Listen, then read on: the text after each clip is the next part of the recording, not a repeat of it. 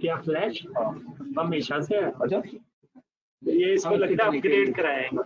ये कनेक्टेड भी हम थे नहीं ये डिवाइस होगी यहाँ पे तो। अच्छा ये नहीं होगी, ये तो है।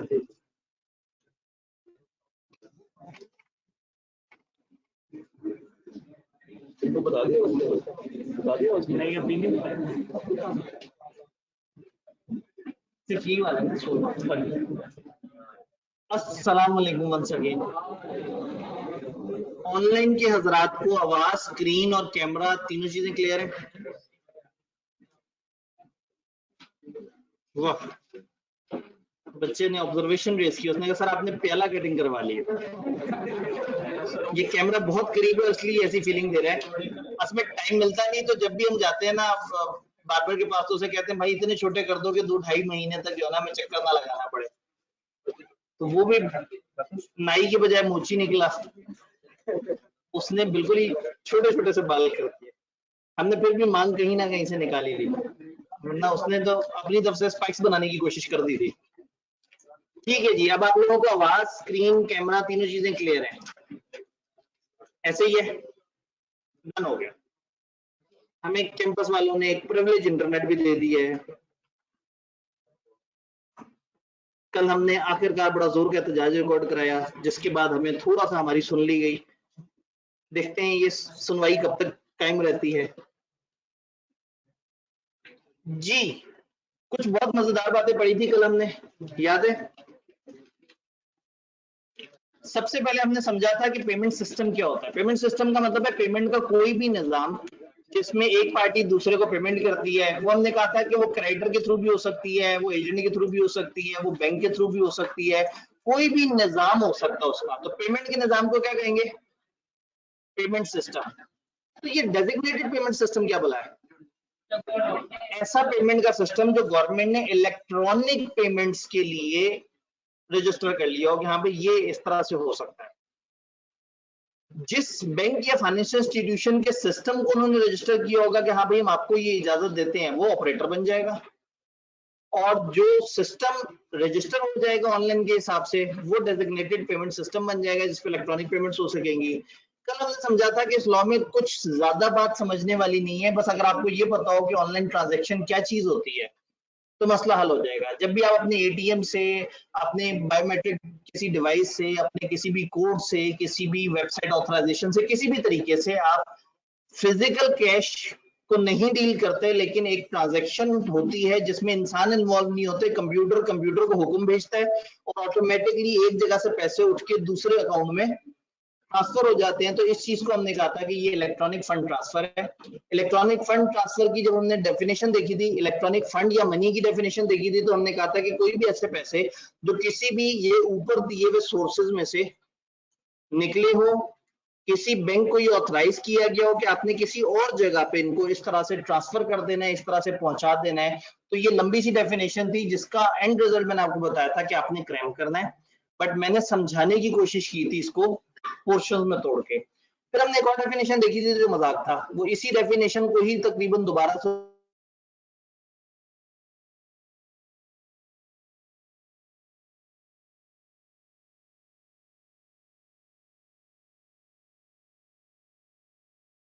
से अल्फाज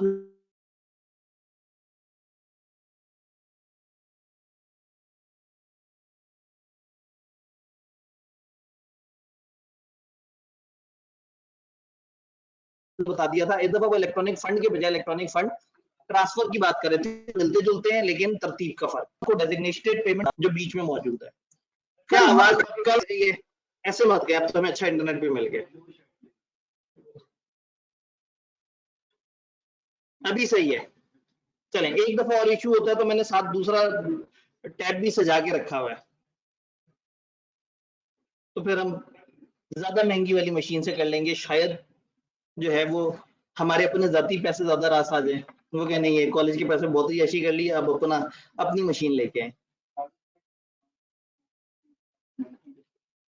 मेरे नेट की डिस्कशन हो रही थी। वाह, क्या कह रहे थे सर की क्लास में? नेट बहुत जबरदस्त चलता है।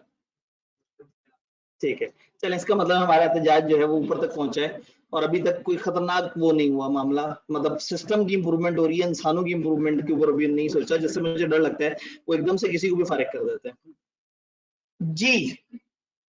तो ये चीजें हम लोगों ने पढ़ी, हमें इलेक्ट्रॉनिक फंड ट्रांसफर और पेमेंट सिस्टम की समझ आ गई। यानी कि देखा जाए तो मैंने आपको बताया था कि जिस टाइम आपसे पूछा था कि आपको पता है कि आपका एटीएम या आपके कार्ड या इस तरह से किस तरह से काम करते हैं और आप यूज करते हैं, आपने कहा उसी वक्त मैंने कह दिया था ये लॉ तो खत्म हो गया। इस लॉ में जो समझने वाली बात है वो आपको पता है कि इलेक्ट्रॉनिक चीज क्या है, बाकी तकरीबन सारी चीजें क्रैमिंग है, आधा तो ये डेफिनेशन है, तो है प्योरली रटा, बस समझाने की कोशिश की थी। मुझे बताइए सामने मौजूद फिजिकल हाजरीन में किसी भाई का कोई सवाल, फिजिकल हाजरीन इलेक्ट्रॉनिक पेमेंट में जो सबसे बड़ी डेफिनेशन है उसका सामने सजा के भी रख दूं जी, वो भाई कुछ कहना चाहते हैं, ठीक है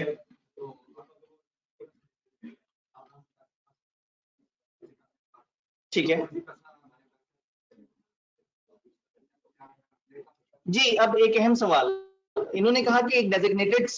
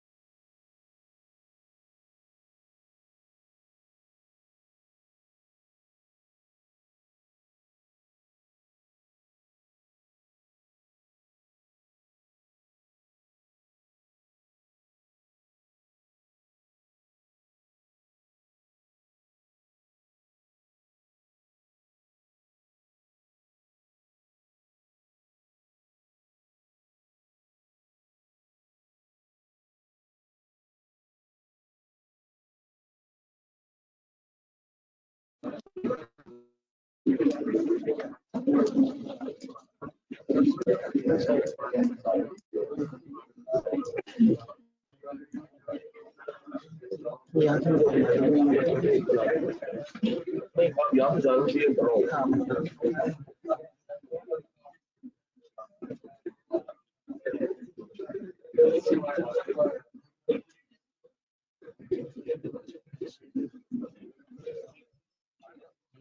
आपकी किस्मत में है कि ये वाले अदर लॉ जरा सुकून सुकून से, चलें देखते हैं।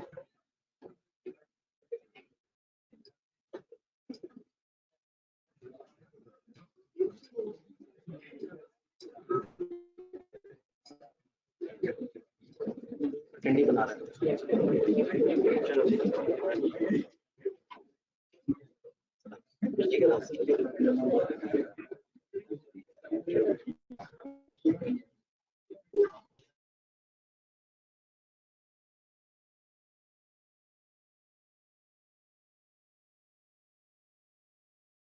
यार जरा मेरे कहा होगा काफी जी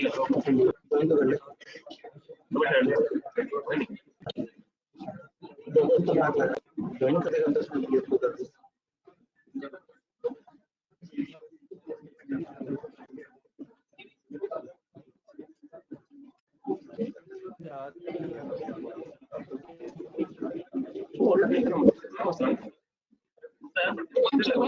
You have entered as an attendee. ये लिखो पहले ये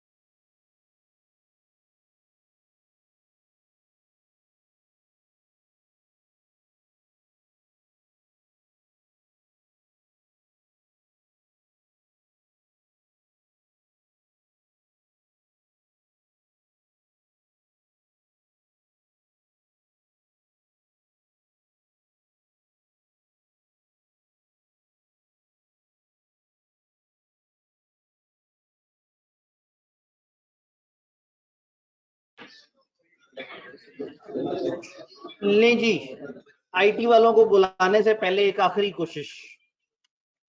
क्या आप लोगों को आवाज, स्क्रीन, कैमरा तीनों चीजें क्लियर है? अभी तक तो क्लियर। हाँ, इधर से लीव कर दें। अभी भी नहीं होता तो इसका मतलब है कि फिर अब और कुछ नहीं हो सकता है।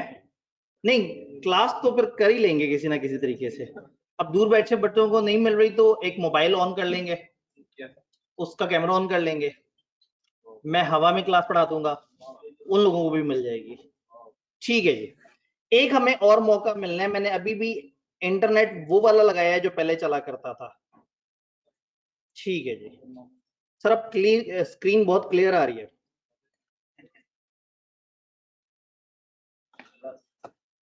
महंगी डिवाइस जी, बस अब क्या करें, नजर ना लग जाए बस।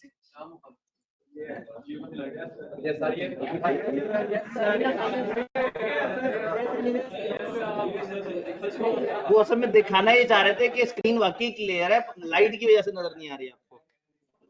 भाईजान, मैंने अंधेरे में नहीं रखना चाहते।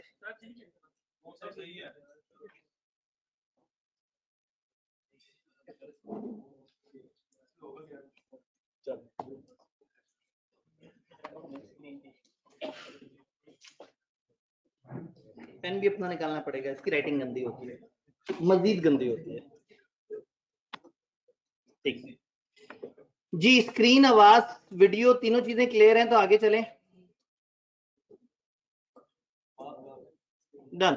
अल्लाह खैर करे, अल्लाह जो है वो हमें बचाए रखे।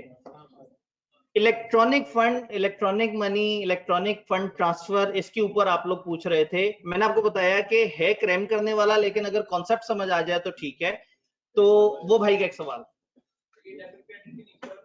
डेबिट क्रेडिट के नीचे एक अजीब सी बात लिखी हुई है, अंग्रेजी इसकी बड़ी अजीब सी है। सिर्फ समझाने की नियत से, इसलिए कि आपको अगर सीखना है तो सीखने का मौका मिले, लेकिन मैं रिकमेंड करूंगा, स्ट्रांगली रिकमेंड करूंगा कि रट्टा मार लेना है। इतनी सारी अंग्रेजी पेपर में इस तरतीब में लिखने के लिए लॉजिक कम और रट्टा ज्यादा चाहिए होता है।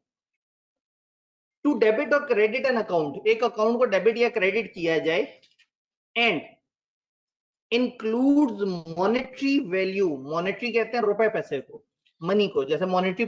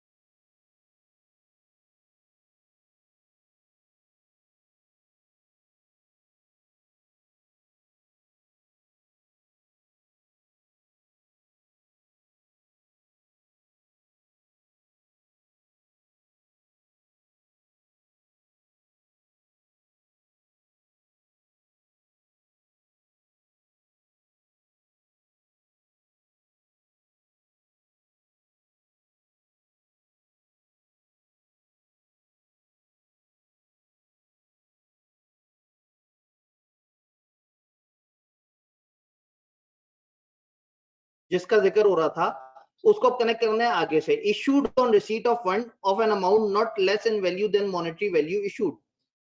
अब अगेन वो जो मॉनेटरी वैल्यू है जो मेरी तरफ से गई है वो उतनी ही होनी चाहिए जितनी आगे से डिमांड की गई है, क्लेम की गई है। तो जो क्लेम के अगेंस्ट मेरी तरफ से पेमेंट हुई है पेमेंट सिस्टम के थ्रू, वो उस मॉनेटरी वैल्यू के इक्वल होनी चाहिए जो उस वेबसाइट पे लिखी हुई आ रही थी, उससे कम नहीं होनी चाहिए। ज्यादा हो सकती है, कई दफा सर्विस चार्जेस वगैरह पड़ते हैं। देन एक भाई ने कहा आवाज में थोड़ा सा मसला है, वेबकैम ही ऑफ कर देते हैं। नहीं जी, वेबकैम ऑफ कर देते हैं, लेकिन आवाज फिर भी मेरी तरफ से जा रही है, वेबकैम वहां से जा रहा है। अभी हमारे पास एक आखिरी तजर्बे की गुंजाइश है, वो वाला इंटरनेट जो कल इन्होंने कनेक्ट किया था।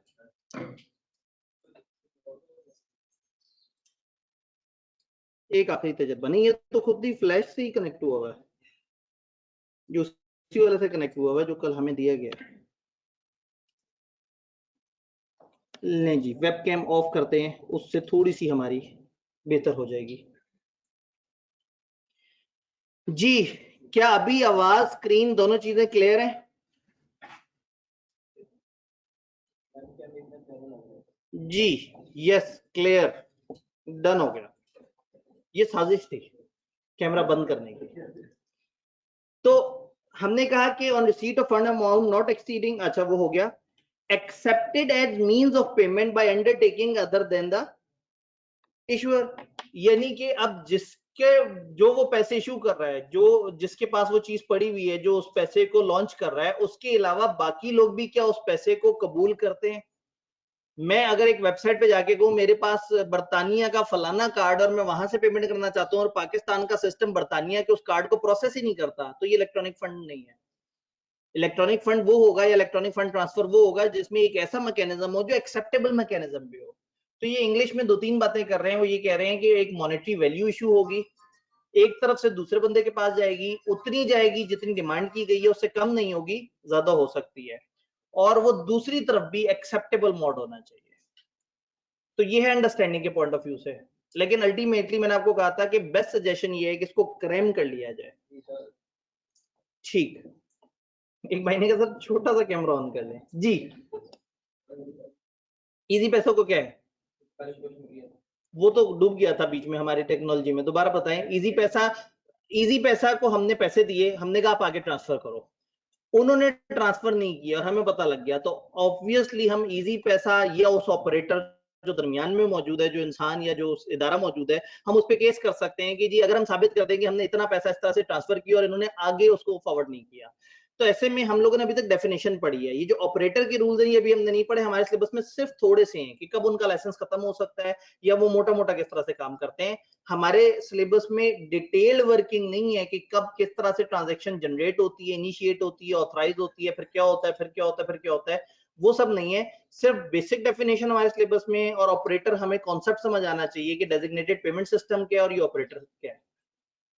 जी, फिजिकल ऑडियंस का फिजिकल सवाल। बैंकिंग कंपनी में पैसे रखते हैं तो इंटरेस्ट मतलब अगर उनसे लें तो वो लेते हैं इंटरेस्ट, अगर हम उन्हें पैसे अगर किसी भी बैंक में पैसे रखें तो क्या वो हमेशा इंटरेस्ट लेते या देते हैं? ऐसा नहीं है। करंट अकाउंट का कॉन्सेप्ट होता है, आप अगर चाहते हैं कि आप इंटरेस्ट में डील ना करें तो आप बैंक में पैसे रखवाएं और उनसे कहें कि इसको करंट अकाउंट में डाल दें। जब वो करंट अकाउंट में डाल देंगे तो उसके ऊपर इंटरेस्ट आपको किसी भी किस्म का नहीं देंगे।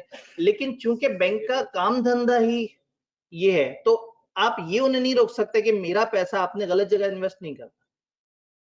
हाँ, आप उसमें रखें इतने कम कि वो इन्वेस्ट ना कर सके। असल में जो सेविंग वाले होते हैं ना, या लोगों ने कहा होता है 3 महीने का अकाउंट, 7 महीने का अकाउंट, साल का डिपॉजिट, तो उसमें उनके पास खुला मार्जिन आ जाता है, वो फिर खुल के उस पर इन्वेस्ट करते हैं। उससे जो फायदा आता है वो उन लोगों को रिटर्न भी अच्छा देते हैं, उनको इंटरेस्ट भी अच्छा। लेकिन जो करंट अकाउंट वाले हैं ये तो नॉर्मली वो लोग होते हैं जो ज्यादातर सैलरीज वगैरह को डील करते हैं, पैसे आए चले गए, आए चले गए, और उसमें डे टू डे पैसे निकालने पे, वापस जमा कराने पे कोई एक्स्ट्रा से आपको वो तकलीफ नहीं होती, इसीलिए फिर उस पर इंटरेस्ट भी नहीं होता। तो अगर बहालत मजबूरी हमने कहीं पे पैसे रखवाने हैं तो कोशिश ये है कि हम करंट अकाउंट में डील करें, अगर अपने आप को बिल्कुल सेफ रखना है। सेविंग के अंदर इस्लामिक बैंकिंग और इस तरह के काफी सारे कॉन्सेप्ट हैं, लेकिन थोड़ा सा ये अभी अर्ली एज है आपकी, थोड़ा सा आप जरा FR2 तक पढ़ लें, फिर उसके बाद जो है ना वो इस्लामिक इकोनॉमिक सिस्टम्स थोड़ा सा आपको समझ आएंगे। MFA के अंदर हल्का सा तस्करा है हमारे सिलेबस में, और आगे सीए फाइनल में जाके जरा ज्यादा सा तस्करा है। अभी इस वक्त थोड़ा सा अर्ली है, इस वक्त तो हर चीज या हराम है या हलाल है, मतलब वो यही है ना कि इस वक्त बस आर या पार जवाब होता है, लेकिन थोड़ा सा बड़े होंगे तो पता लगेगा कि ये शर्तें ऐसे हो तो ये हलाल हो सकता है। थोड़ा सा, बहुत ही थोड़ा सा। जी जनाब, डन। फिजिकल हाजरीन के फिजिकल सवाल, ऑनलाइन पेमेंट पे फिजिकल हाजरीन के। सर ये जैज कैश इजी पैसे जो है हम करंट अकाउंट कैसे?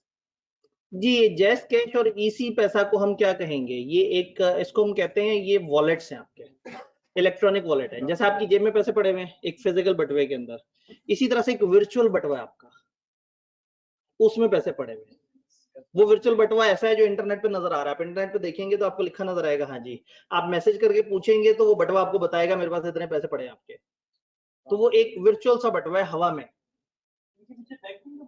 ये ऐसे ही है जैसे ऑनलाइन वाले बच्चे क्लास ले रहे हैं, स्कैन नहीं आ रहे, वो इंटरनेट पे मौजूद एक जगह जा रहे हैं, वो जगह हमारी क्लास उनको दिखा रही है। तो इसी तरह से वर्चुअल पैसे का कॉन्सेप्ट ये है कि पैसा आपकी जेब में नहीं पड़ा हुआ, आपका पैसा है, आपने किसी के पास रखवाया हुआ और उसने आपको इजाजत दी है कि आप उसको ऑनलाइन इस्तेमाल कर सके, उस पैसे को ऑनलाइन डील कर सके। डन। ऑनलाइन के हजरात के सवाल, सर ये तो क्रैमिंग का चैप्टर है, इसमें से सिनेरियो कैसे बन सकता है? असूलन इसमें से सिनेरियो नहीं बन सकता, लेकिन ऐसा हो सकता है कि वो आपको एक थोड़ी सी सिचुएशन बता के आपसे पूछ लें कि बताओ ये क्या इलेक्ट्रॉनिक फंड की डेफिनेशन में आएगी या नहीं। तो जैसे ही आपको नजर आए इंसान है, चेक इन्वॉल्व है, फिजिकल पैसा इन्वॉल्व है, आप कहेंगे नहीं अस्तगफिरुल्लाह, ऐसा नहीं होता। ऑनलाइन का मतलब है कि डेबिट क्रेडिट अंदर ही अंदर, तारों के अंदर से ही सारी ट्रांजैक्शन हो गई और सामने नहीं है, सामने एक नोटिफिकेशन आया मुबारक को आपके फंड ट्रांसफर हो गए या मुबारक को आपके पास फंड्स आ गए हैं। सर जो पैसा हमने रखवाया होता है वो बैंक वाले यूज कर सकते हैं? जी बिल्कुल, कुछ केसेस में बैंक आपसे परमिशन लेता है, लेकिन ज्यादातर वो आपके पैसे को यूज कर सकता है और वो यूज करके गलत पैसे भी कमा सकता है। इसीलिए तो मनी लॉन्ड्रिंग में भी हम ये चीज वो करते हैं कि ये देखें कि आया कहां से और जा कहां को रहा है। भाई मनी लॉन्ड्रर्स क्या कर रहे हैं, लॉन्ड्रिंग करके उसको साफ कर रहे हैं, 2 नंबर जराए से पैसा कमाया, उठा के प्रॉपर्टी पे लगा दिया। उससे क्या होगा, जब प्रॉपर्टी पे लगा दिया तो प्रॉपर्टी तो बेईमानी से नहीं हासिल की है ना, प्रॉपर्टी तो जेन्युइन तरीके से रजिस्टर करके ट्रांसफर करवाई है, लेकिन क्योंकि पैसा ट्रांसफर करने वाले ने पैसा प्रोसीड्स ऑफ क्राइम से उठाया, उसकी ओरिजिन को छुपाया है, तो उसने मनी लॉन्ड्रिंग की है। तो जो अपना पैसा ट्रांसफर कर रहा है वो भी मनी लॉन्ड्रिंग कर रहा है। और वो जमीन बेचने वाला शख्स अगर उसको पता है कि मेरी ये जमीन जो बंदा खरीद रहा है वो जो पैसे देके खरीद रहा है वो पैसे क्या है, प्रोसीड्स ऑफ क्राइम है, मनी लॉन्ड्रिंग से आए हैं, तो वो बेचने वाला भी, तभी हमने कहा था ना अगर एक बंदा एक्वायर करता है कोई एसेट, कोई बंदा ट्रांसफर करता है कोई एसेट, तो बेसिकली हम चाह क्या रहे हैं इन तमाम लॉज में थोड़ा सा समझना कि यहाँ पे कुछ इंटरमीडियरीज इन्वॉल्व होते हैं और जरूरी नहीं कि एक बंदा हमेशा सामने से ही गलत काम करे, कई दफा वो थोड़ा सा छुप के गलत काम करता है। तो ऐसे में ये तमाम जो इलेक्ट्रॉनिक पेमेंट्स वाले इंस्टीट्यूशन है ये भी उस फाइनेंशियल इंस्टीट्यूशन की डेफिनेशन में आ जाएंगे जो कि हमें मनी लॉन्ड्रिंग में पड़ी थी। डन। सर फिर अगर बैंक गलत तरीके से हमारे पैसे यूज करे तो क्या हमें भी गुनाह मिलेगा? अगर आपने बैंक को इजाजत नहीं दी और उसके बाद बैंक आपके पैसे को इस्तेमाल करता है तो वो बैंक की तरफ से बेईमानी काउंट होगी। नॉर्मली बैंक को अगर आपने ऑथराइज किया है कि वो आपके पैसे को इस्तेमाल ना करे तो वो अपने रूल्स की वजह से बाउंड है कि वो पैसे को इस्तेमाल नहीं करेंगे। लेकिन प्रॉब्लम ये है कि पैसे की डेफिनेशन थोड़ी सी फर्क है। बैंक में पैसा, अगर एक बैंक के पास 15,000 लोगों ने 4 करोड़ रुपया रखवाया हुआ है तो इसका ये मतलब हरगिज नहीं है कि उस ब्रांच के अंदर फिजिकली 4 करोड़ पड़ा हुआ होगा। उनमें से तो अक्सर तो ये डेबिट क्रेडिट वाले होंगे कि अच्छा भाई 2.5 लाख रुपए ट्रांसफर हो जाए, फलाना ट्रांसफर हो जाए। तो बहुत सारे ऑनलाइन भी होंगे तो वो उनके कलेक्टिवली उनके पास मिला के इतने हो सकते हैं, लेकिन फिजिकली जरूरी नहीं उनके पास इतने पैसे हो। तो आहिस्ता आहिस्ता दुनिया फिजिकल कैश से प्लास्टिक कैश की तरफ, इलेक्ट्रॉनिक कैश की तरफ और इन चीजों की तरफ आ रही है। एक टाइम आएगा पाकिस्तान में ऐसा हो सकता है, अभी भी हमारा आईडी कार्ड इज कैपेबल कि वो इलेक्ट्रॉनिक ट्रांजैक्शन कर सकता है। वो जो चिप वाला उन्होंने कॉन्सेप्ट दिया उससे उसको आगे जाके जीपीएस से भी कनेक्ट किया जा सकता है और आगे जाके वो एक कार्ड हमारा हर चीज बन सकता है कि हम उसी से ही पेमेंट करें, उसी से ही सारे काम करें, वही हमारी रिकग्निशन और वही हमें ट्रेस करने में भी मदद करे। लेकिन हम तो इलेक्ट्रॉनिक वोटों पर तक नहीं मानते। हम कहते हैं नहीं नहीं गड़बड़ हो जाएगी, बेईमानी हो जाएगी। सर अगर किसी का पैसा बैंक के अंदर यूज करता है अगर किसी का पैसा बैंक में पड़ा हुआ है और प्रोसीड्स ऑफ क्राइम और बैंक यूज करता है तो बैंक को गुनाह है या नहीं है, जरा सोच के बताएं। अगर बैंक को पता है या पता होना चाहिए था, इसीलिए बैंक्स को कहा जाता है कि आपने कस्टमर के आने पे बहुत तहकीकात करनी है। आप कभी बैंक जाए अकाउंट खुलवाना है, वो 100 तरह के आपको इश्यूज बता देंगे। वो कागज लेके आए, ये ऐसे बताएं, वो कॉलेज वालों से वेरीफाई करवाएं, फलाना फादर से ये चीज लेके आए, ऐसे करें वैसे करें। वो अच्छी तरह से तहकीक करते हैं कि जो बंदा अकाउंट ओपन करवा रहा है उसका सोर्स क्या है, वो कहाँ से आ रहा है, उसका अकाउंट किस नेचर का है। तभी मैंने कहा था ना कि आपके अकाउंट में अगर एक मशकूक ट्रांजैक्शन होगी तो वो कहेंगे कि ये सस्पिशियस है, उसको रिपोर्ट करेंगे। इलेक्ट्रॉनिक पेमेंट पे सवाल खत्म हो गए। मुझे समझ आ रहा है कि आप लोग सिर्फ टाइम गुजार रहे हैं और ऑनलाइन वाले बच्चे जो है उनके सवाल खत्म हो गए थे। ठीक है जी सर, बिटकॉइन की ट्रांजैक्शन के सोर्स को ट्रैक नहीं हो सकता भाईजान, सब कुछ हो सकता है। जिन्होंने वो सोर्स गायब किया होता है वो सोर्स को दोबारा जनरेट भी कर सकते हैं। अभी तक नहीं, लेकिन थोड़ा सा आगे जाके। अभी पाकिस्तान उसको ऑफिशियली रिकॉग्नाइज नहीं कर रहा, दुनिया में बहुत सारे मुल्क उसको ऑफिशियली रिकॉग्नाइज कर रहे हैं। तो हो सकता है पाकिस्तान भी किसी टाइम पे आईएमएफ के कहने पे या कुछ और अगर इंटरनेशनल रिकॉग्निशन मिल गई। दुनिया पहले डरी है बिटकॉइन से, फिर आहिस्ता आहिस्ता सबने उसको एक्सेप्ट करना शुरू कर दिया। इससे पहले कि आप में से कोई पूछे बिटकॉइन क्या है ना, हमारे टॉपिक के साथ दूर दूर से ताल्लुक है। टॉपिक एक चल रहा होता है, उसमें एक सवाल आता है, उस सवाल का जवाब देते हुए बच्चा कहता है सर ये एक लफ्ज इस्तेमाल हुआ है, वो क्या है। फिर उसके अंदर उसके चाचा के पुत्र का नाम क्या है और उसके दूर के पड़ोसी के जिस दूसरे शहर में वो गया था, उस शहर में जिस गली से गुजरा था, उस गली का पता क्या है। प्रॉब्लम है कि जो मेन घर है वो भूल जाते हैं, दूर चले जाते हैं। वापस आए शेरशाह, थोड़ी सी आगे बातें करते हैं। आज का हमारा ये टॉपिक थोड़ी है, हम तो कल के गुज़िश्ता टॉपिक को कंप्लीट करने की कोशिश कर रहे हैं। आज का टॉपिक तो डिफरेंट है।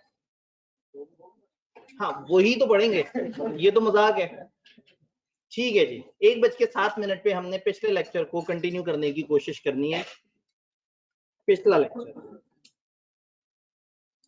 डेजिग्नेशन ऑफ पेमेंट सिस्टम, बहुत मुश्किल बात नहीं है, बड़ी आसान सी स्ट्रेट फॉरवर्ड सी बात है जो हम करने जा रहे हैं। कहानी आपको समझ आ चुकी हुई है, आपको ये पता है कि इलेक्ट्रॉनिक पेमेंट क्या है, आपको ये पता है कि ऑपरेटर क्या है, आपको ये पता है कि जो पेमेंट सिस्टम है वो डेजिग्नेटेड किस तरह का होता है, जिसमें इलेक्ट्रॉनिक पेमेंट्स की ऑप्शन होती है। अब वो कह रहे हैं कि किसी पेमेंट को डेजिग्नेट करने का तरीका क्या है। जस्ट स्ट्रेट फॉरवर्ड से रूल्स हमने पढ़ते जाना है और अल्टीमेटली हमने याद कर लेना है। स्टेट बैंक में designate a payment system as designated payment system by a written order if necessary in public interest. इसका मतलब है जो इदारा चाहता है कि उसके पेमेंट सिस्टम को एक्सेप्ट कर लिया जाए कि हाँ भाई ये हमारा बड़ा प्यारा सा पेमेंट सिस्टम है, आप काइंडली इसको इलेक्ट्रॉनिक पेमेंट सिस्टम के तौर पे एक्सेप्ट कर लें। यानी इस कानून के अल्फाज क्या है, डेजिग्नेटेड पेमेंट सिस्टम। तो अगर एक पेमेंट सिस्टम आप चाहते हैं कि वो डेजिग्नेटेड पेमेंट सिस्टम, दोनों में फर्क समझ आ रहा है। पेमेंट सिस्टम में पेमेंट का कोई भी निजाम, डेजिग्नेटेड पेमेंट सिस्टम का मतलब है पेमेंट का वो निजाम जिसको इन्होंने रिकॉग्नाइज करके ओके कर दिया है कि आप इसको यूज कर सकते हैं फॉर इलेक्ट्रॉनिक ट्रांजैक्शन। तो अगर मैं कहीं कहूं वेरी इजी पैसा और मैं अपना एक सिस्टम बना दूं कि इस कंप्यूटर में पैसे आएंगे, यहां से वहां जाएंगे, तो वो डेजिग्नेटेड पेमेंट सिस्टम नहीं है, पेमेंट सिस्टम है। अगर मैं गवर्नमेंट के पास जाकर उसे रजिस्टर करा लूं और गवर्नमेंट कुछ मुझे रूल्स कहे और मैं रूल्स को फॉलो करता हूं, तो फिर मेरा पेमेंट सिस्टम रिकॉग्नाइज हो जाएगा एज अ डेजिग्नेटेड। बस इसका मतलब है सिर्फ ये लफ्ज की हमें समझ होनी चाहिए, आगे की बात सिंपल है। तो नंबर 1, स्टेट बैंक जो है वो डेजिग्नेट कर सकता है किसी भी पेमेंट सिस्टम को डेजिग्नेटेड पेमेंट सिस्टम पे एक रिटन ऑर्डर के थ्रू। स्टेट बैंक में इंस्पेक्ट द प्रेमिसेस। अब जो लोग कह रहे हैं हम इलेक्ट्रॉनिकली पैसा मूव कर देंगे, तो कहेंगे अच्छा तुम लोग हो कौन, कहां के हो, किस तरह से करोगे, पैसा गायब तो नहीं कर दोगे, चोरी तो नहीं कर लोगे। तो जिस कंपनी ने, इदारे ने दावा किया है कि हम चाहते हैं कि हम डेजिग्नेटेड पेमेंट सिस्टम बन जाए, तो स्टेट बैंक के पास ये अथॉरिटी है कि वो उनके प्रेमिसेस, उनकी जगह को इंस्पेक्ट कर सकता है, उनके इक्विपमेंट को देख सकता है, हाँ भाई कौन कौन सी चीजें आप इसमें इस्तेमाल करेंगे, कौन सी मशीनरी इस्तेमाल करेंगे, क्या अपरेटस होंगे, आपके इंस्ट्रूमेंट्स क्या होंगे, आपके बुक्स, रिकॉर्ड और अदर डॉक्यूमेंट्स क्या होंगे, अकाउंट्स या ट्रांजैक्शन जो पेमेंट सिस्टम से रिलेटेड है वो क्या होगा। किसी को डीपीएस बनाने से पहले, डेजिग्नेटेड पेमेंट सिस्टम बनाने से पहले, स्टेट बैंक ये हक रखता है कि उनके पूरे सिस्टम को जायजा ले कि क्या वो इस काबिल हैं कि वो पाकिस्तान में एक पेमेंट सिस्टम को चला सके। बात समझ आई। स्टेट बैंक डेजिग्नेशन को रिवोक भी कर सकता है। अगर एक designated payment system, for example easy पैसा पहले से काम कर रहा है, कोई और सिस्टम पहले से काम कर रहा है, क्या स्टेट बैंक उनको मना कर सकता है? अगर वो कुछ गलत करेंगे तो उन्हें मना कर सकता है। ये लॉजिकल बात है। रट्टे वाली बात क्या है, अगर डेजिग्नेटेड पेमेंट सिस्टम ने एक पेमेंट सिस्टम के तौर पे काम करना ही छोड़ दिया है, अब वो पेमेंट्स करते ही नहीं, अब वो उस चीज को इस्तेमाल ही नहीं करते, इसका मतलब है वो बेकार हो चुके हैं, अब उन्होंने काम करना ही छोड़ दिया है, तो उनका लाइसेंस रिवोक हो सकता है एक तरह से। Operator of the designated system has knowingly furnished information or documents to State Bank in connection with designation of a payment system which is or are false, misleading in any material particular. उन्हें समझ आया कि वो बंदा, वो बीच में group, वो company जो इस सिस्टम को चला रहे थे, उन्होंने हमें गलत इंफॉर्मेशन प्रोवाइड की थी, झूठ बोला था, हमें कहा था ऐसे होगा ऐसे होगा ऐसे होगा, जब हमने देखा तो उनकी तरफ से इंफॉर्मेशन या तो उस वक्त गलत थी या भी गलत है। कहने का मतलब है कि अगर किसी भी वक्त ऑपरेटर की प्रोवाइड की गई किसी भी इंफॉर्मेशन को गलत समझ लेते हैं, तो मुझे एक बात बताएं, एक अहम सवाल, ये ऑपरेटर में और डेजिग्नेटेड पेमेंट सिस्टम में फर्क समझ आ रहा है? स्कैन्स एक ऑपरेटर है और स्कैन्स का फीस रिसीव करने का तरीका कार पेमेंट सिस्टम है। डेजिग्नेटेड की बात नहीं करता, ये तो फिजिकल भी रिसीव कर रहे हैं, तो पेमेंट को रिसीव करने का जो सिस्टम है, जो निजाम बना हुआ है, वो पेमेंट सिस्टम या डेजिग्नेटेड पेमेंट सिस्टम है, और वो इदारा जो उस निजाम को कैरी कर रहा है वो ऑपरेटर।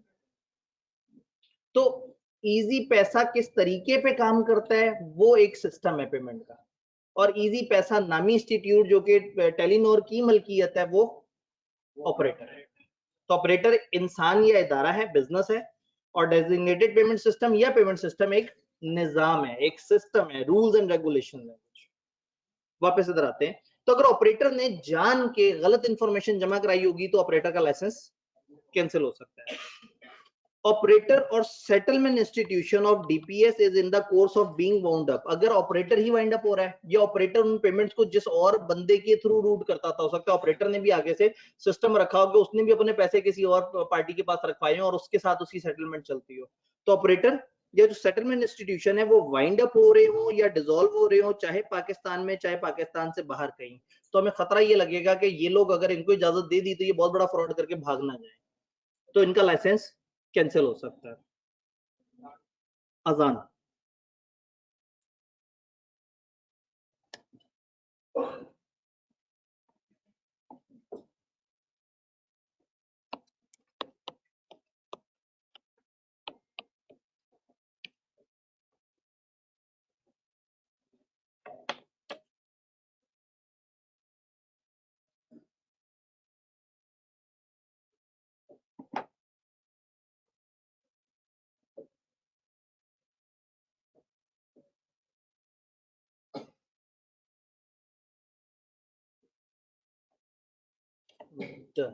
हमें थोड़ा लेट पता लगा।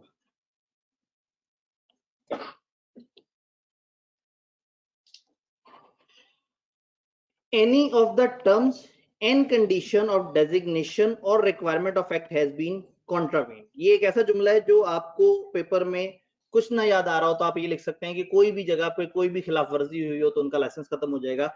State Bank consider that it is in public interest to revoke the designation. इसका मतलब है काम की बातें दो तीन थी, बाकी कह रहे हैं कि स्टेट बैंक को ऐसा लगे वो गलत करें, वो गलत इंफॉर्मेशन जमा कराएं, वो काम करना छोड़ दें, वो वाइंड अप हो रहे हो। दीज आर द रीजंस जिसकी बेस पे एक इदारे की पेमेंट सिस्टम को, जब उन्होंने कहा था ना कि ये डेजिग्नेटेड पेमेंट सिस्टम है, आप अपने बैंक की वेबसाइट पे जाते हैं, आप कहते हैं मैंने ट्रांसफर करना है, जब आप ट्रांसफर करते हैं तो आपके सामने बहुत सारी ऑप्शंस आ जाती हैं कि किस किस तरीके से ट्रांसफर करना है, किस किस, ये सब डेजिग्नेटेड पेमेंट सिस्टम है। क्या भाई आप इनको ट्रांसफर कर सकते हैं, इस तरह से कर सकते हैं। तो कई एप्स ऐसी होती हैं जो आहिस्ता आहिस्ता अपने आप को इस तरह से रजिस्टर कर लेती हैं कि आप अपने मोबाइल से ही, अपनी बैंक की ऐप से ही उनको डायरेक्ट पेमेंट कर सकते हैं या अपने जैस कैश से उनको डायरेक्ट पेमेंट कर सकते हैं। तो State Bank shall not revoke a designation without giving the operator of DPS, ये समझ आया, operator of the DPS, an opportunity to being heard. ऐसे में ऐसा नहीं होगा कि एक दिन अचानक से स्टेट बैंक को गुस्सा लगे, उसे किसी ने शिकायत लगाई और जाके कहें जा बच्चे तेरा लाइसेंस कैंसिल।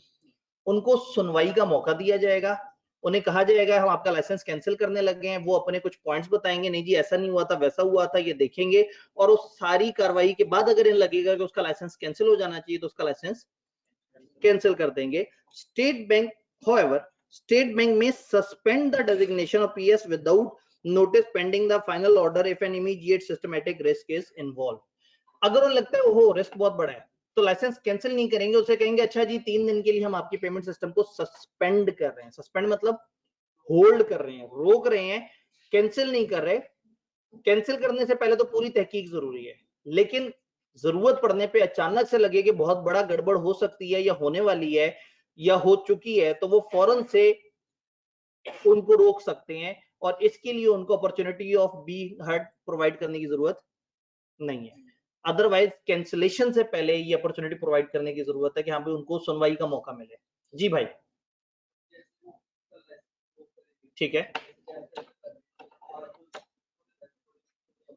जी। एक बड़ा अहम सवाल कि जब लाइसेंस रिवोक करेंगे और उनके पास किसी का पैसा पड़ा होगा तो उसका क्या होगा? पूरा प्रोसीजर है, हमारे सिलेबस में नहीं है, क्योंकि ऑब्वियसली अगला पेन वो यही लेंगे ना कि उन पैसों का क्या होगा। फिर वो उनको हुक्म देंगे, फिर गवर्नमेंट की तरफ से एक बंदा नॉमिनेट होगा, फिर वो उनका हिसाब किताब देखेगा, उनकी एक प्रॉपर वाइंडिंग अप होगी, उनके जितने भी लोगों के पैसे ड्यू हैं वो दिलवाए जाएंगे, जो रह गए हैं फिर उस कंपनी के खिलाफ केस होगा, उस कंपनी का फिर वो जो मेंबर्स हैं अगर उनके जिम्मे कोई लायबिलिटीज है उनको पकड़ा जाएगा। आप लोग कैफ 7 में जब आएंगे तो वहां वाइंडिंग अप का एक पूरा प्रोसेस है, उधर से आपको थोड़ा सा आइडिया होगा। मजे की बात है उधर भी बहुत ज्यादा नहीं है, लेकिन कम से कम ये पता लग जाएगा कि इदारे बंद करने के बाद गवर्नमेंट की तरफ से कुछ लोग आके इदारे का कंट्रोल संभाल लेते हैं। तो अगेन हमारे सिलेबस में है बड़ा थोड़ा सा डिफाइंड, ये इन्होंने बस क्या किया, इंट्रोडक्शन दिया है कि बिजनेस लॉ में लोगों को हल्का सा पता लग जाए कि छोटे छोटे से अलग अलग लॉज होते हैं, ताकि कल को आप किसी जगह बैठे हो तो आपको पता हो कि हाँ भाई इन तमाम चीजों के ऊपर पूरे कानून मौजूद है, कानून साजी हुई भी है। तो अगर कहीं कोई सिस्टमैटिक सा रिस्क लग रहा है, कहीं लग रहा है कि यहाँ पे कुछ इस तरह का रिस्क है जो कि वो सिस्टम के अंदर छुपा हुआ है, तो वो कुछ देर के लिए उसको होल्ड कर सकते हैं कि भाई 2 दिन तक आप लोग ऑपरेट नहीं करेंगे। हाँ, लेकिन अगर सिरे से उनकी डेजिग्नेशन खत्म करनी है तो फिर बुलाएंगे, मुलाकात होगी, अपॉर्चुनिटी मिलेगी और उसके बाद फैसला होगा कि इनको बंद करें या ना करें। सस्पेंड किया जा सकता है बगैर अपॉर्चुनिटी ऑफ बीइंग हर्ट के।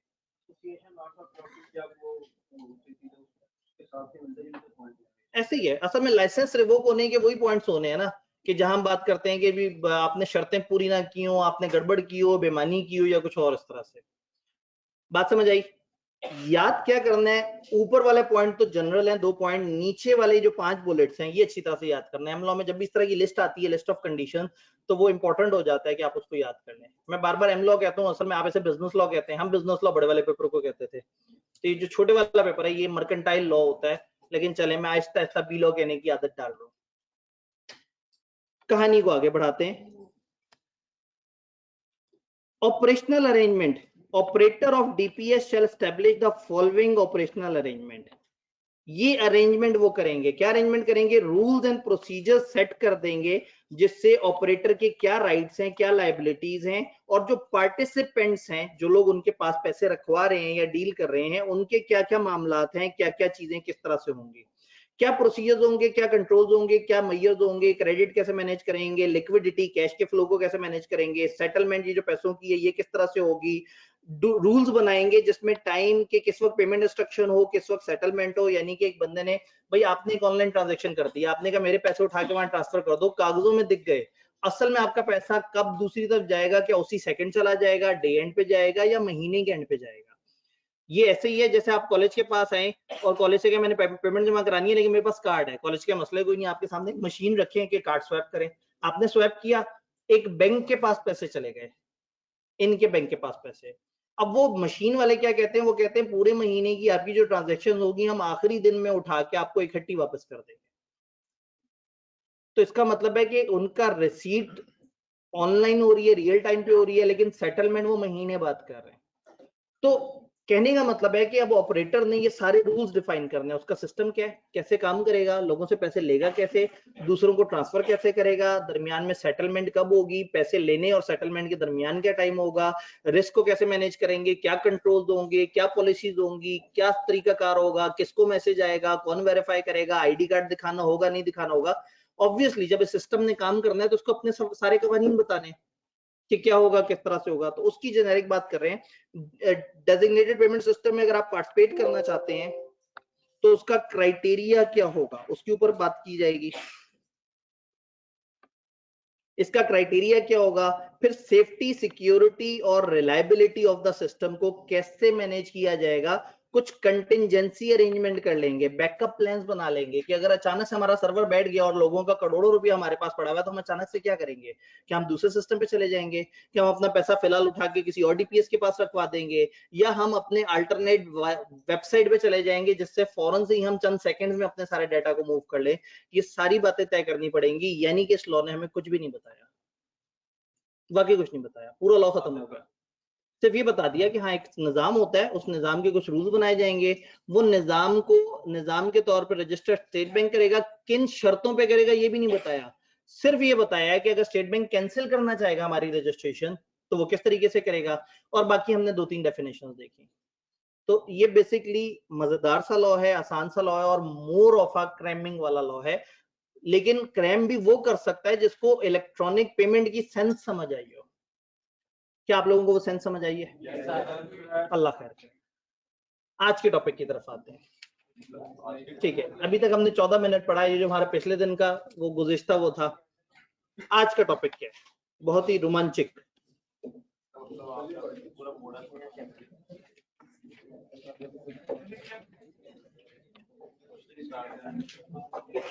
सवाल तो हो चुके हैं, अब आप सवाल करेंगे तो वो तो काउंट ही नहीं होगा।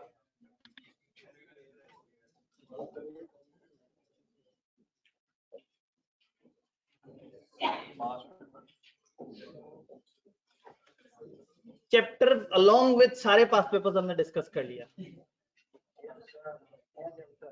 ये चैप्टर पहली दफा पैदा हुआ है इसी सेशन में, तो इसके पास पेपर है ही नहीं, तो मैं बड़े आराम से कह सकता हूं कि हमने विद पास पेपर इसे खत्म कर दिया। सीफैप में जो सवाल हैं वो ऑब्वियसली इतने बेसिक सवाल नहीं। एंटी मनी लॉन्ड्रिंग के अंदर जो है वो बड़ा दिल कर रहा था, मैं जब मिड टर्म के ऊपर वर्किंग हो रही थी तो बड़ा दिल था कि उसके ऊपर सवाल कोई फाइनल से उठा के डाला जाए, लेकिन फिर एहसास हुआ कि इधर तो उन्होंने शुगल किया है सर, तो फिर सवाल हम भी मतलब शुगल से थोड़ा सा दरमियाना सा। खैर इस वक्त हम गैर जरूरी बातें करेंगे, हमारा टाइम गुजर जाएगा। एक चीज थोड़ा नोट करने वाली है, जब मैंने आपको मनी लॉन्ड्रिंग समझा दी उसके बाद उसको देखना कितना आसान हो गया। जब मैंने आपको इलेक्ट्रॉनिक पेमेंट समझा दी तो उसके बाद सिर्फ हम अंग्रेजी देखते जा रहे थे और हमें बात समझ आ रही थी। तो उसी तरह का तहम्मुल, सब्र और बुर्दबारी आपसे रिक्वायर्ड है। तो 5-1 मिनट मुझे ध्यान से सुन लें, डेटा प्रोटेक्शन का लॉ समझ आ जाएगा, क्योंकि इन सारे लॉ की ना एक थीम है और थीम के बाद किताब ने हल्का सा इंट्रोडक्शन दिया और डिटेल से सारी बातें नहीं बताई। तो थीम समझ आ जाए तो जिंदगी बड़ी आसान है। तैयार है? ठीक है, क्या आप 5 मिनट तक बगैर कोई सवाल पूछे मुझे बोलने का मौका देंगे? अल्लाह खैर करे, मैं आप पे भरोसा करने वाला हूँ, अल्लाह मुझ पे रहम करे। ठीक है जी, 1:23 हो रहे हैं, 1:28 तक आई होप के बगैर आप सवाल के गुजारा करेंगे। सर स्क्रीन ब्लैक है? एक दफा मैं जरा कंफर्म कर लूं, ये ना गड़बड़ हो जाए। ऑनलाइन के लोगों को सामने data protection and electronic crime लिखा नजर आ रहा है? आवाज आ रही है? कैमरा तो वैसे ही गायब है। डन है? यस सर, सबको यस आ रहा है। वो एक, हाँ एक रॉन्ग नंबर सर, 1:24 हो गए, अब 1:29 तक जो है वो आप लोगों ने मुझे बोलने का मौका देना है। हो सकता है मैं जल्दी आपकी सजा माफ कर दूं। डेटा प्रोटेक्शन, डेटा की हिफाजत। डेटा होता है कुछ फैक्ट्स एंड फिगर्स, कुछ चीजें। आपने कॉलेज में एडमिशन लिया और कॉलेज में एडमिशन लेते समय आपने अपना नाम बताया, अपने फादर का नाम बताया, अपना एड्रेस बताया, अपना फोन नंबर बताया और अपना सीआरएन बताया। वो सीआरएन जो किसी को पता लग जाए तो आपका रिजल्ट उसके सामने आया हो जाता है। आईकैप एक पीडीएफ की फाइल इशू करता है जिसमें लिखा होता है इस सीआरएन का ये मामला। नाम तो आप कह सकते हैं मेरे जैसे नाम के 100 और लोग हैं, लेकिन सीआरएन के तो 100 और लोग नहीं है। तो अगर कॉलेज के पास से ये डाटा लीक हो जाए कि इस बच्चे का ये सीआरएन है तो कितनी तकलीफ होगी आपको। एक हॉस्पिटल में मरीजों का सारा रिकॉर्ड रखा हुआ है, किस मरीज को क्या बीमारी है। एक बंदा जो दुनिया के सामने जो है वो बड़ा ही प्रूडेंट इंसान बनने का दावा करता है, जबकि असल में उसको दिमागी बीमारी हो, उसका इलाज जारी हो, और ऐसे में कहीं उसका अस्पताल के रिकॉर्ड से उसका डाटा निकाल के कोई फेसबुक पे डाल दे, कहे इस पे भरोसा मत करो ये तो दिमागी मरीज है। सोचो उस बंदे के साथ कितना बुरा हुआ है। उस बंदे ने हॉस्पिटल पे ट्रस्ट करके अपना डाटा उनके हवाले किया, आपने कॉलेज पे ट्रस्ट करके कॉलेज को अपना डाटा हवाले किया था। यू आर नॉट एक्सपेक्टिंग कि आपका डाटा ये एक्सपोज कर देंगे। आपका डाटा ये किसी के हवाले कर देंगे आपसे बगैर पूछे।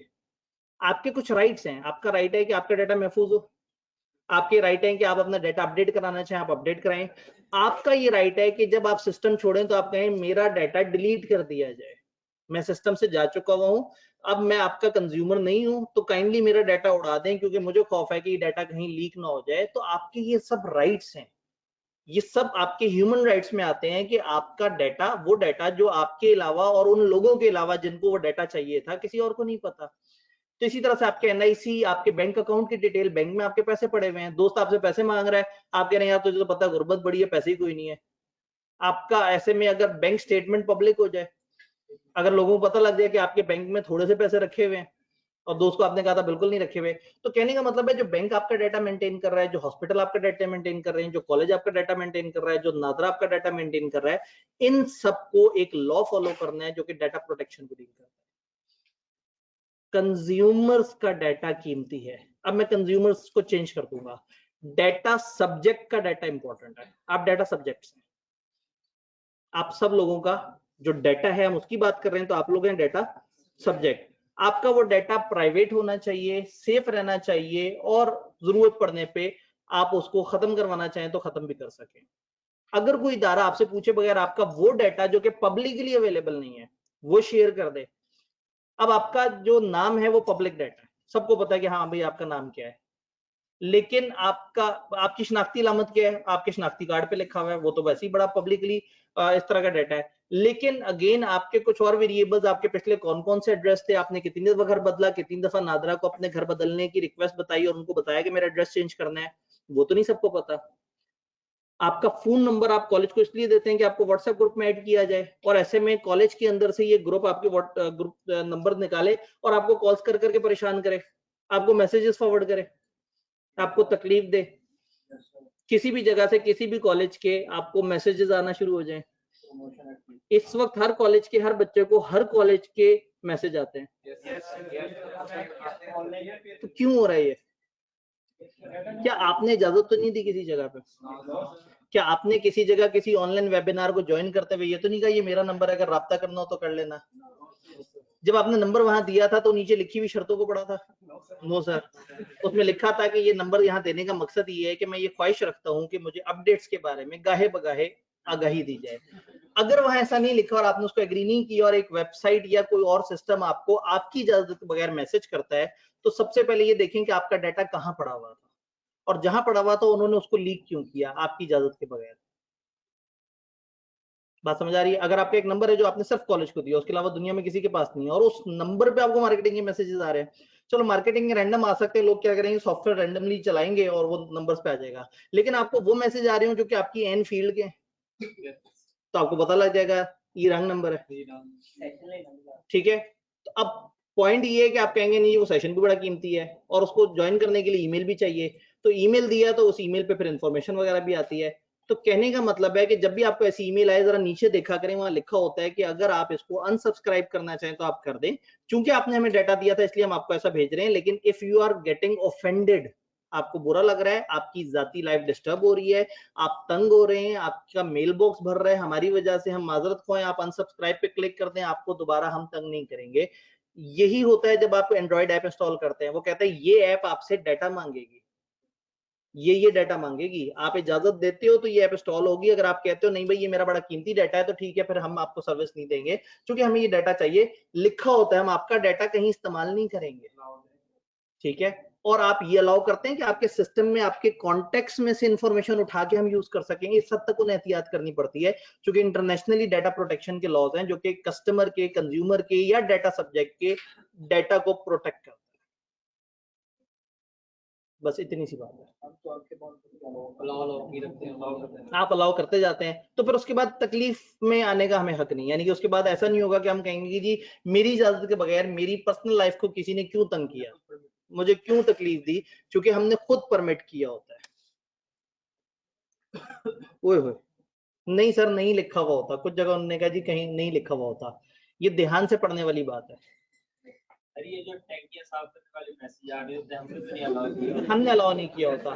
ये पब्लिक मैसेज, ये जो टंगियां साफ करने वाले मैसेज या फलाना, देखिए मैंने आपको क्या कहा, मैंने कहा अगर आपको अपनी फील्ड से रेलेवेंट मैसेज आ रहा है तो इसका मतलब है डाटा लीक हुआ है। लेकिन रैंडम मैसेज कैसे आता है, एक बंदा सॉफ्टवेयर खोलेगा, सॉफ्टवेयर को कहेगा लाहौर का 032142 से शुरू हो रहे हैं नंबर फॉर एग्जांपल, आगे इतने कॉम्बिनेशन है 10,000 मैसेज पे लगा दिया। अब सिस्टम ऑटोमेटिकली 42 के आगे नंबर जनरेट करता रहता है और नंबर्स पे मैसेज कर देता है। तो इस तरह के मैसेजेस जो है वो रैंडम तरीके से होते हैं, और ऐसे में आप उनको पकड़ने की भी कोशिश करें तो वो सिम भी उस मैसेज के बाद बंद हो जाती है। या मुझे इजी लोड की जरूरत है? कौन होता है वो करेक्टर इजी लोड वाला? सबा। सबा को इजी लोड चाहिए होता है और आपको मैसेज करती है, और वो सबा हरगिज नहीं होती, और वो हमेशा अस्पताल में होती है। ठीक है, और इसकी वजह से वाकई कोई बेचारा किसी तकलीफ में हो तो वो बेचारा जो है ना, अगर, लेकिन जो तकलीफ में होता है ना वो इतने रैंडम लोगों को मैसेज नहीं करता, वो फिर अपने आसपास के लोगों को मैसेज करेगा। ऐसा नहीं है कि एक सॉफ्टवेयर चला दे कि 10,000 लोगों को मैसेज चला जाए। आधे लोग इस बात पे इमोशनल हो जाएंगे कि उसकी माँ बीमार है, और आधे लोग इस बात पे इमोशनल हो जाएंगे कि वो सबा है। तो कहीं ना कुछ लोग जो है वो बीच में जोश में इंसानियत के नाते से जो है उसकी मदद करने की कोशिश करेंगे, और सबा सबके पैसे लेके फरार हो जाएगा या हो जाएगी वगैरह वगैरह। ले जी, कानून देखते हैं। कहानी आपको समझ आ गई, डाटा प्रोटेक्शन समझ आ रहा है, आपका डाटा कीमती है, आपकी इजाजत के बगैर लीक नहीं होना चाहिए, और जो भी आपके डाटा को रख रहा है उसको ख्याल करना चाहिए। सबसे पहले उसी तरह का तारुफ याद है एंटी मनी लॉन्ड्रिंग में? जनरल डिस्कशन आए देखते हैं। वो कहते हैं पर्सनल डाटा प्रोटेक्शन की पाकिस्तान में जो कानून साजी है वो ड्राफ्ट स्टेज में। ड्राफ्ट समझते हैं, अभी नामुकम्मल है, अंडर कंस्ट्रक्शन है। तो इस वक्त पाकिस्तान में हमें आहिस्ता आहिस्ता एहसास हुआ है कि डाटा प्रोटेक्शन भी एक अहम चीज है। तो पर्सनल डाटा की प्रोटेक्शन पे पाकिस्तान में कानून साजी जारी है। पर्सनल डाटा प्रोटेक्शन बिल 2020 अभी पार्लियामेंट ने पास नहीं किया। Consultation draft of the bill is available at website of ministry of IT and telecommunication. उन्होंने कहा अगर आप पढ़ना चाहें तो उनकी वेबसाइट पे अवेलेबल भी है। मतलब मुझे नहीं समझ आ रहा है कि लॉ के बच्चों को ये बस ठीक है बताएं कानून ये ऐसे, ये पूरी कहानी है, कहते हैं जरा फैलाने उसे, और फैलाने के बाद भी 2 सफे से ऊपर नहीं जा पाता बेचारों से। The bill proposes establishment of personal data protection authority. अभी तक काम की बात ये पता लगी कि जो डाटा प्रोटेक्शन का लॉ आ रहा है वो एक नई अथॉरिटी को जन्म देगा जिसका नाम होगा PDPA, personal data protection authority. PDPAP, PDPAP पड़पप, ठीक है। इस तरह के अलग अलग नाम होते हैं। आप कुछ जगह पाकिस्तान साथ यूज होता है, कुछ जगह नहीं होता, तो आप इसके अथॉरिटी का क्या करेगा, पर्सनल डाटा को किसी लॉस या मिसयूज से प्रोटेक्ट करने के लिए और लोगों में ये अवेयरनेस पैदा करने के लिए कि डाटा प्रोटेक्शन इंपॉर्टेंट है और कंप्लेंट्स को कैसे डील करना है। फिर उन्हें याद आया कि अच्छा जब बच्चों को गैर जरूरी बातें बता ही रहे हैं तो चलो कुछ और बातें भी बताते चलें। उन्होंने कहा जी वो prevention of electronic crime act 2016 ने भी कुछ बातें डाटा प्रोटेक्शन पे की। अब असूलन ये मतलब में एक तबसरा है। Payment system and electronic fund transfer act 2007 भी प्रोवाइड्स करता है for secrecy of customer information held by financial institution and violation is punishable. उन्होंने कहा वो जो इलेक्ट्रॉनिक फंड वाला लॉ है वो भी ये कहता है कि देखिए इलेक्ट्रॉनिक फंड वाले उन्होंने क्या किया, आपसे आपके डेबिट कार्ड की डिटेल मांगी है। ये डेबिट कार्ड की डिटेल अगर कहीं भी चली गई तो उससे तो कभी भी कितनी अनऑथराइज्ड ट्रांजैक्शन हो जाएंगी। तो कितना सेंसिटिव है आपका वो पर्सनल डाटा कि वो डाटा आपकी इजाजत के बगैर यूज ना हो सके। इवन आप अपने ही ऐड हुए हुए डेबिट कार्ड की बेस पे दोबारा से कोई पेमेंट करना चाहें वो आपसे कंफर्म करता है कि ये आपका हमारे पास सेव है, अगर आप अलाउ करते हैं तो हम इसकी पेमेंट करें। अक्सर बैंकों ने उसमें फिर वन टाइम पासवर्ड वाला कॉन्सेप्ट भी रखा हुआ होता है कि ठीक है जी एकदम से एक ओटीपी जनरेट हो आपके मोबाइल में आए ताकि कहीं को गलत बंदा आपके कंप्यूटर से लॉगिन करके कहीं उसको ना कर रहा हो, तो एक second layer of security add हो जाती है कि आपके मोबाइल पे मैसेज भी आ जाती है। टेलीकॉम कंज्यूमर प्रोटेक्शन रेगुलेशन 2009 ने भी सब्सक्राइबर्स को राइट दिया है कि वो कंप्लेंट ले कर सकते हैं कि जी टेलीकॉम जो ऑपरेटर्स हैं, जो टेलीफोन कंपनीज हैं, मोबाइल कंपनीज हैं, इन्होंने क्यों हमारा डाटा किसी को दिया है। The complaint is lodged in Pakistan Telecommunication Authority, PTA के पास कंप्लेंट लॉज होती है।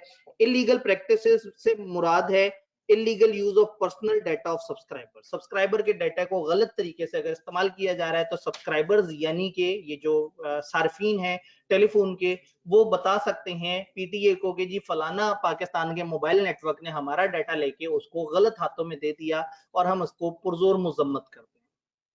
इस पूरे सफे में सिर्फ तबसरा है। अभी तक इन्होंने हमारा जो लॉ हम पढ़ने जा रहे हैं उसके बारे में कुछ नहीं बताया।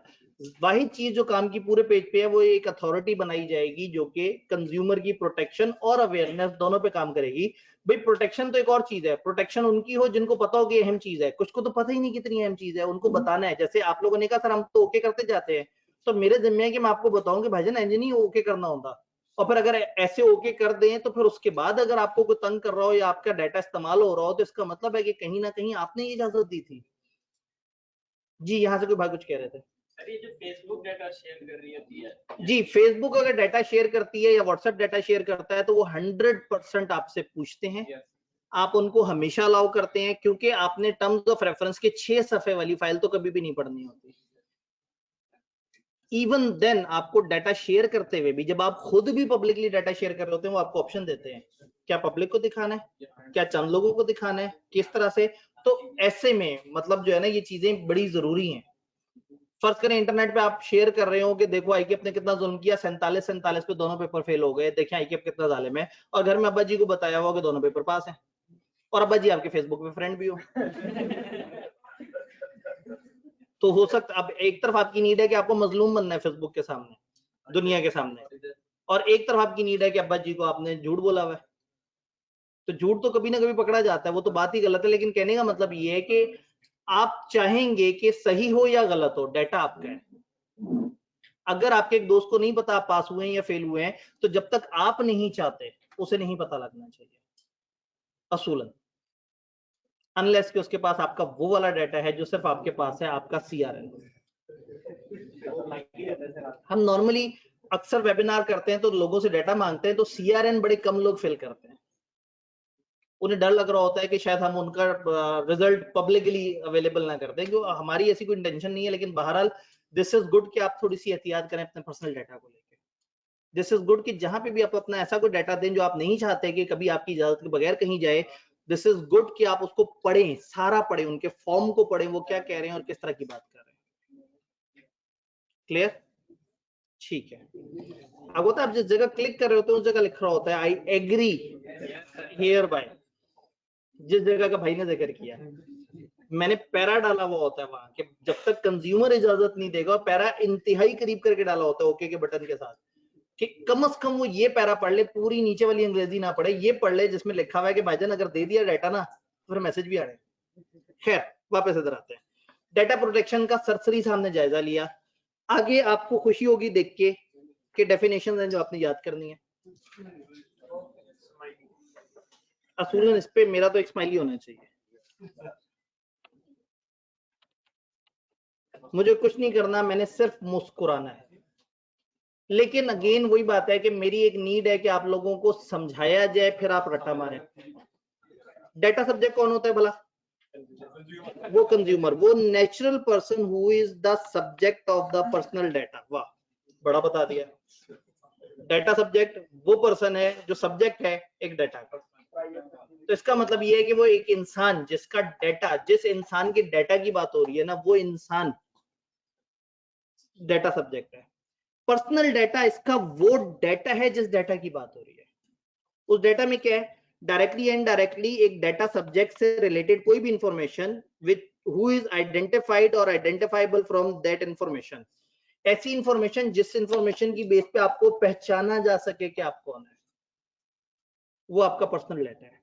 आपका वो सारा रिकॉर्ड जो आपने कहीं पे दिया हुआ है, कॉलेज का रजिस्ट्रेशन नंबर, सीआरएन नंबर, किसी जगह आपको रजिस्ट्रेशन नंबर मिला, आपका कोई ईमेल एड्रेस है, आपका कोई फेसबुक आईडी है, हर वो चीज जिससे आपकी शनाख्त हो सके वो आपका पर्सनल डाटा है।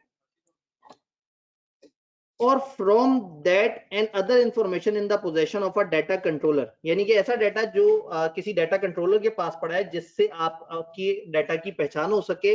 इसमें इंक्लूड करता है सेंसिटिव पर्सनल डाटा, लेकिन कभी कभी एनोनिमस को हम पर्सनल डाटा नहीं कहेंगे। जैसे आपने कहा कि हमें वाटर टंकी साफ करा लो वाला मैसेज आ गया।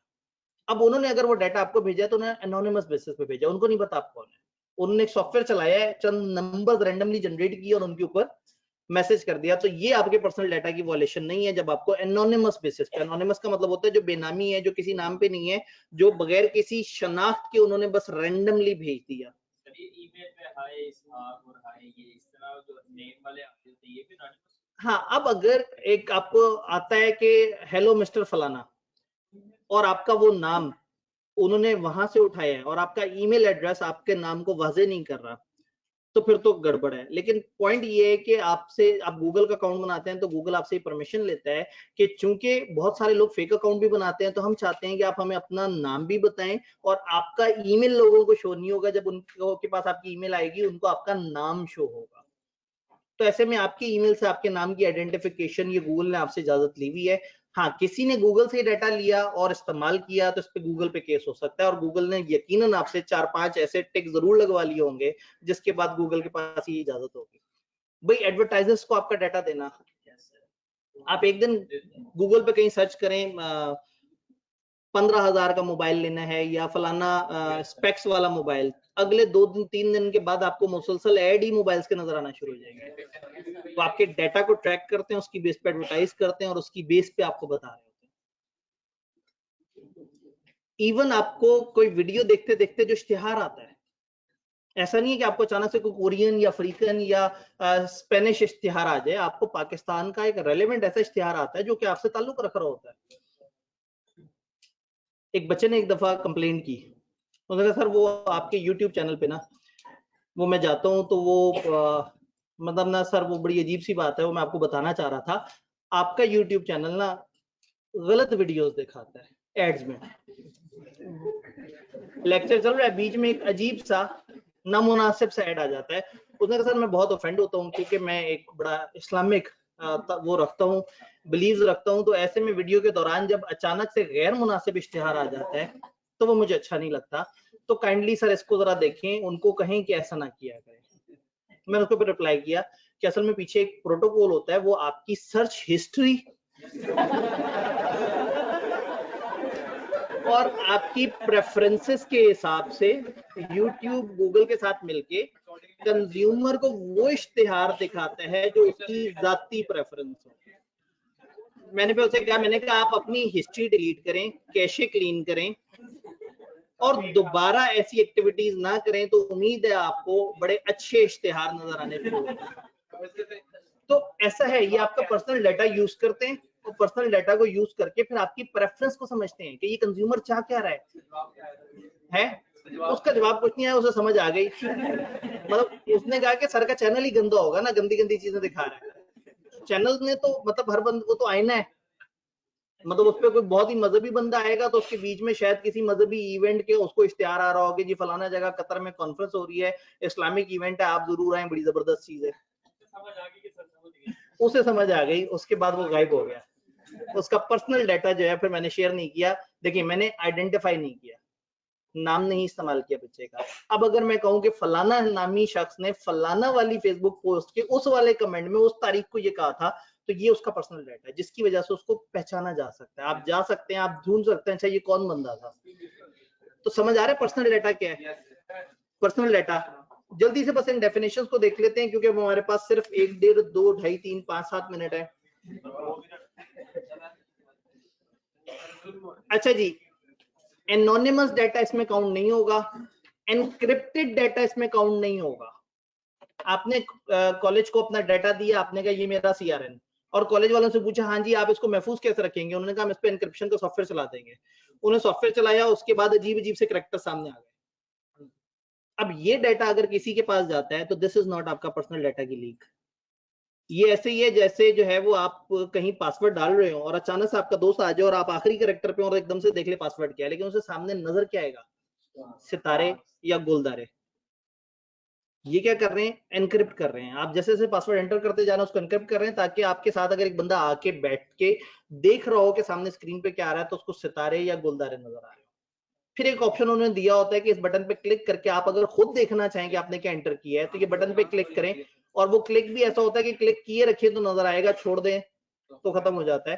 इस हद तक ये वेबसाइट्स ख्याल करती हैं कि आपका पर्सनल डाटा, आप देखें ना, हमने तो कभी भी नहीं इतना इस तरह से सोचा, बट दे थिंक कि उनके पास एंटर किया हुआ हर डाटा कीमती है।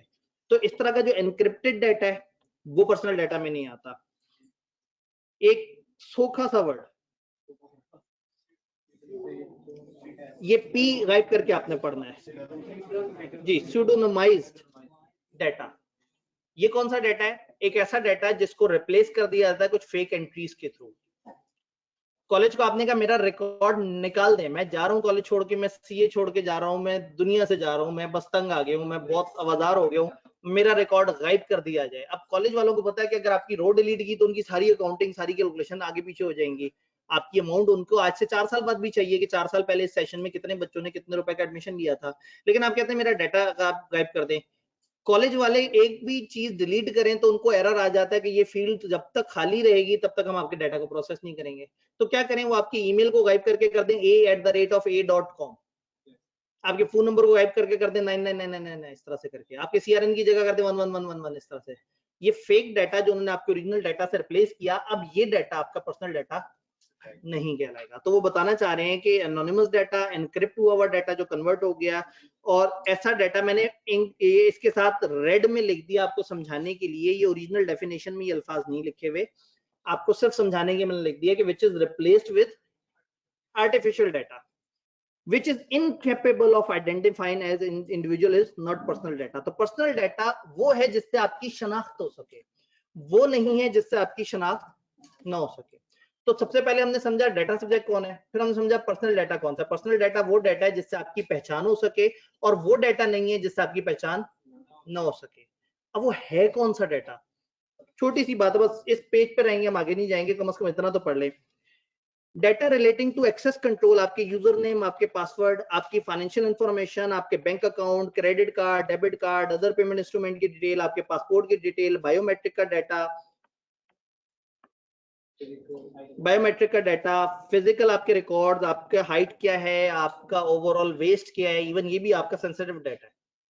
हो सकता है आपने फेसबुक पे बताया हो कि मैं तो बहुत पतला इंसान हूँ और आपकी असल वेस्ट जो है वो 40 पे पहुंची हुई हो, तो फिर गड़बड़ हो सकती है। आपका साइकोलॉजिकल डाटा, मेंटल हेल्थ की condition, medical record and any detail pertaining to individuals ethnicity, religious belief, आप किस इलाके से ताल्लुक रखते हैं, आपकी रिलीजियस थॉट क्या है, आप किस मजहब, किस फिरके से ताल्लुक रखते हैं, और any other information for purpose of this act and rules made there under. ये सारा डाटा कहलाएगा आपका सेंसिटिव पर्सनल डाटा। कोई भी वेबसाइट आपसे, जब एथनिसिटी है कि आपका ओरिजिन क्या है, आप किस इलाके से बिलोंग करते हैं, तो किस इलाके के हैं, किस मजहब के हैं, किस स्कूल ऑफ थॉट के हैं, किस ग्रुप से ताल्लुक रखते हैं। फेसबुक पे जब सारी इंफॉर्मेशन देते हैं तो आपसे पूछता है कि इसमें से कितनी इंफॉर्मेशन आप दुनिया को शो करना चाहते हैं, इवन आप अपना फोन नंबर पब्लिक करना चाहते हैं या नहीं, आप अपनी अदर डिटेल्स पब्लिक करना चाहते हैं या नहीं करना चाहते। तो जो आप चाहेंगे वो पब्लिक होगा, आपकी इजाजत के बगैर फेसबुक आपकी ये इंफॉर्मेशन किसी को शेयर नहीं करेगा। कंसेंट ऑफ डाटा सब्जेक्ट, वो जो डाटा सब्जेक्ट है उसकी इजाजत जरूरी है। ये सारी बातें वही हैं, सिर्फ हम उसकी इंग्लिश देख रहे हैं। Any freely given specific informed and unambiguous indication, जो आपने आजादी जहन से दी, खासतौर पे इन्फॉर्म तरीके से, वाज़े तरीके से, बगैर किसी डाउट के, जब आपने इंडिकेट किया, डाटा सब्जेक्ट ने जब अपनी विश का इजहार किया, बाय विच ही और she by a statement or by a clear affirmative action signify agreement to the collecting, obtaining and processing of personal data relating to him or her। वो जो आप ऐप इंस्टॉल करते हुए वो आपसे कहते हैं एग्री, आप कहते हैं एग्री, वो पीछे जो सारी अंग्रेजी लिखी होती है, तो आपका ये एग्री पे क्लिक कर देना, जिसमें उन्होंने कहा था कि बाय कंफर्मिंग टू दिस, आप इजाजत दे रहे हैं कि आपका कॉन्टेक्ट डिटेल हम ले लें, आपकी ये वाली डिटेल हम हासिल कर लें, और आपकी ये वाली डिटेल हम हासिल कर लें। तो जब आप एग्री कर रहे हैं तो this is consent of data subject. आप डाटा सब्जेक्ट हैं, आपने दे दी है कॉन्सेंट जी। अनएम्बिगुअस मतलब एम्बिगुअस ना हो, डाउट वाला ना हो, यानी कि वहां लिखा हुआ यस या नो, तो आप ढूंढ रहे हो तीसरी ऑप्शन कहां गई, शायद हाँ, शायद नहीं, पता नहीं, देखते हैं। तो ऐसा नहीं, बड़ा क्लियर कट, मतलब एब्सोल्यूट, आपने कहा हाँ जी मैं डाटा शेयर करना चाहता हूँ, मैं इजाजत देता हूँ, तो उसमें कोई डाउट और इस तरह की गुंजाइश नहीं होनी चाहिए। हम दोबारा उसी दो राह पे आ गए हैं जहां हम कल आए थे, जहां मैं हमेशा आपसे कहता हूँ कि बात 5 मिनट की रह गई है। सोच लें, 5 मिनट पहले ही पूरे हो गए। कल जुम्मा पे ऑनलाइन में एक बहुत बड़ा सा नो आया सामने वाली चीजों को। कल जुम्मे को तो चैप्टर कंप्लीट होना है ना, असल में आगे तो शुगल है। पर्सनल डाटा समझ आ गया तो पीछे रह गया। चले खैर है, कोई बात नहीं, घबराना तो है नहीं ना। ये 4 बातें क्या है? डाटा सब्जेक्ट कौन है? वो इंसान जिसका डाटा है। कॉन्सेंट ऑफ डाटा सब्जेक्ट क्या है? उस इंसान की इजाजत के वो अपना डाटा शेयर करना चाहता है। पर्सनल डाटा क्या है? वो डाटा जिससे एक बंदे को पहचाना जा सके, ना कि वो डाटा जिससे उसको पहचाना ना जा सके। तो एनक्रिप्टेड डाटा, इस तरह का डाटा, उस तरह का डाटा शामिल नहीं है। वो डाटा जिसको देख के हम उस बंदे तक पहुंच सके। सेंसिटिव पर्सनल डाटा, ऐसा नाजुक हसास डाटा जो कि आप नहीं चाहते कि आपकी इजाजत के बगैर दुनिया को पता लगे, जिसमें आपकी पर्सनल इंफॉर्मेशन, आपके बैंक की इंफॉर्मेशन, आपकी हेल्थ की इंफॉर्मेशन, आपकी बहुत सारी ऐसी बातें जो कि आप नहीं चाहते कि सारी दुनिया को पता लगे, वो आपका सेंसिटिव डाटा है जिसको आपने याद करना है। तो बेसिकली डेफिनेशन वाले पेज को आपने अच्छी तरह से याद करना है। पीछे जो हमने जेनेरिक डिस्कशन की थी उसमें सिर्फ अथॉरिटी का नाम आप याद रख लें, बाकी चीजें एज सच याद करने की जरूरत नहीं। कल इंशाल्लाह ताला कहानी को यहीं से शुरू करेंगे। सर आप बदल गए हैं? नहीं जी, मैं रोक दी है, मैं आगे नहीं जा रहा, मैं सिर्फ रिकैप दे रहा था एक भाई के कहने पे। एक भाई ने कहा मिड टर्म कौन से चैप्टर का है, जाते जाते सुन जाए। ये चैप्टर है ना एंटी मनी लॉन्ड्रिंग वाला, एंड वो वाला कल मैं जरा दोबारा बता दूंगा। अभी आप जा रहे हैं, अभी आप सुन नहीं पाएंगे। माइंड बन जाएगा। 16वां ऐड होगा इसमें पीछे वाले डाटा, मतलब 11 से 16 जी। अब अगेन ये डिपेंड करता है, वो बात है 14 15 तो हमने पढ़ा ही नहीं ना बीच में। कल एक दफा बात कर लेते हैं जुम्मे के करीब, जब लोग जुम्मे के लिए जा रहे होंगे। ये जुम्मे को होगा ना नेक्स्ट फ्राइडे। अभी तक तो यही ख्वाहिश है। मैं इंशाल्लाह ताला आपको कल इस पे